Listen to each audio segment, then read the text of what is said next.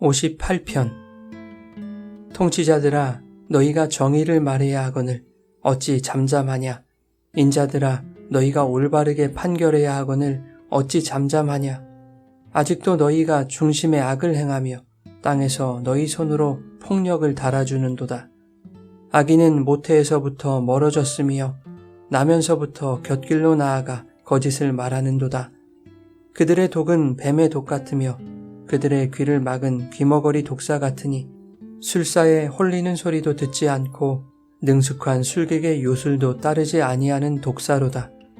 하나님이여, 그들의 입에서 이를 꺾으소서. 여호와여, 젊은 사자의 어금니를 꺾어내시며 그들이 급히 흐르는 물같이 사라지게 하시며 겨누는 화살이 꺾임 같게 하시며 소멸하여 가는 달팽이 같게 하시며 만삭되지 못하여 출생한 아이가 햇빛을 보지 못함 같게 하소서. 가시나무 불이 가마를 뜨겁게 하기 전에 생나무든지 불붙는 나무든지 강한 바람으로 휩쓸려 가게 하소서. 의인이 악인의 보복당함을 보고 기뻐하며 그의 발을 악인의 피에 씻으리로다. 그때에 사람의 말이 진실로 의인에게 갚음이 있고 진실로 땅에서 심판하시는 하나님이 계시다 하리로다.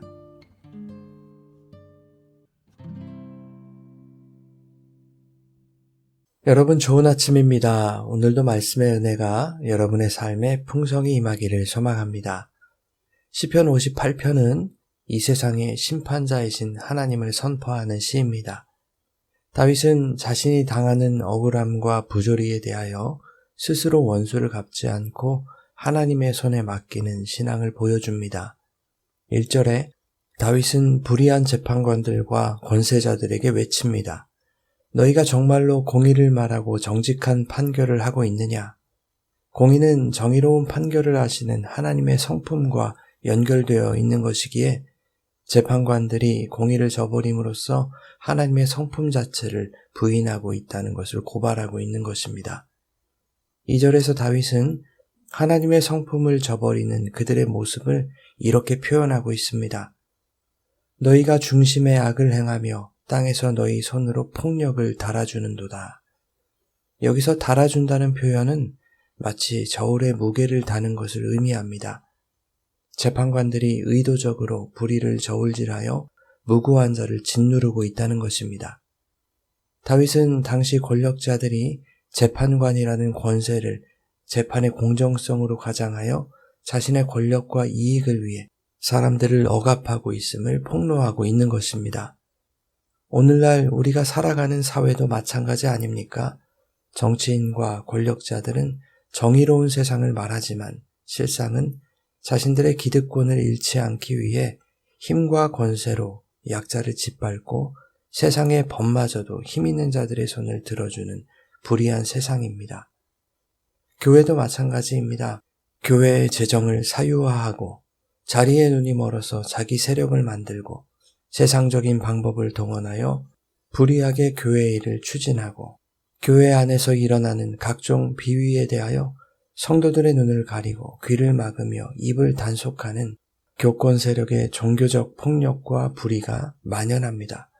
힘없고 가난한 자들의 고통은 외면한 채 오히려 그들을 선동하여 부정한 일에 가담시키고 그것을 통해 자기 주머니를 불리는 불의한 권세자들이 교회 안에도 적지 않습니다.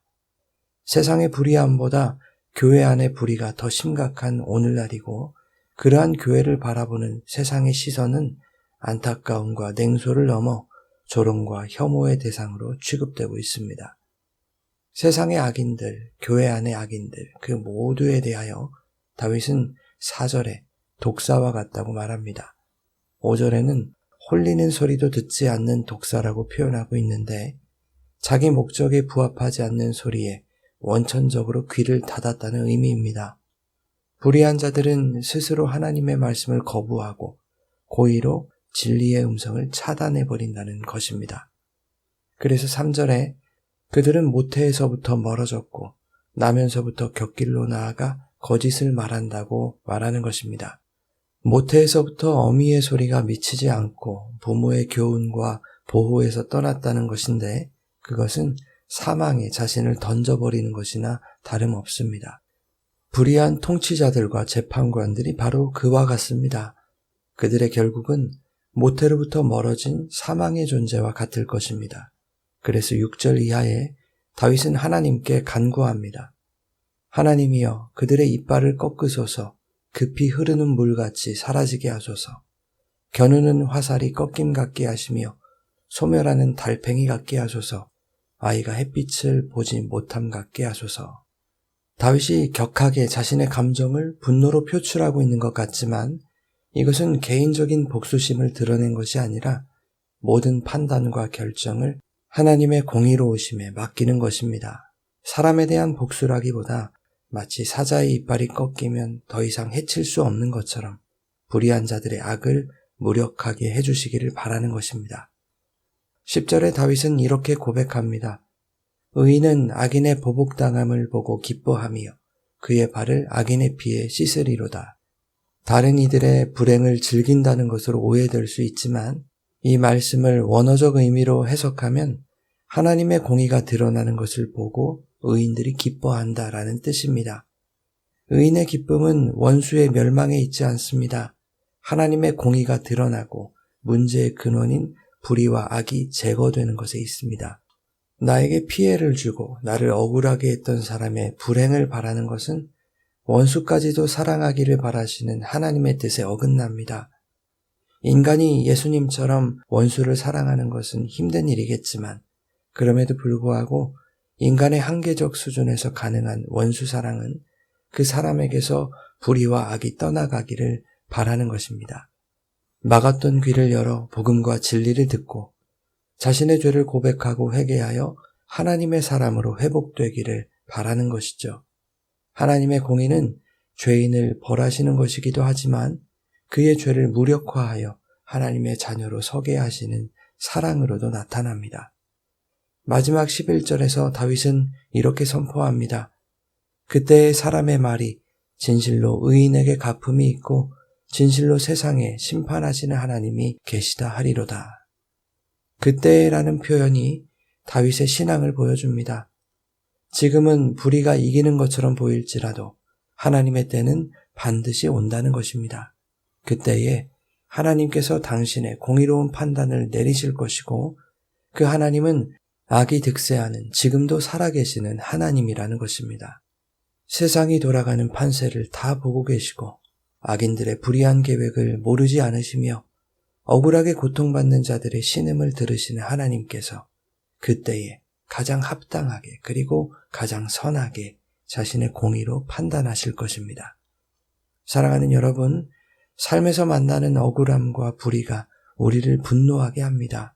그러나 인간의 복수심을 내려놓고 모든 것을 하나님의 손에 맡길 때 하나님께서 그때에 당신의 공의를 이루어내실 것입니다. 이것을 신뢰하며 살아간다면 원수를 바라보는 시선도 달라질 것입니다. 그들의 멸망을 바라기보다 그들 안에 있는 악이 무너지고 그들이 회개하여 하나님의 사람으로 회복되기를 바라며 중보하게 될 것입니다. 이것이 하나님이 의인들에게 원하시는 불의를 대하는 신앙의 자세입니다. 하나님께서 이 땅을 공의로 심판하실 그 때를 기다리며 악에서 돌이켜 주님의 선하신 뜻을 따라 살아가는 의인의 삶이 되시기를 예수님의 이름으로 축원합니다.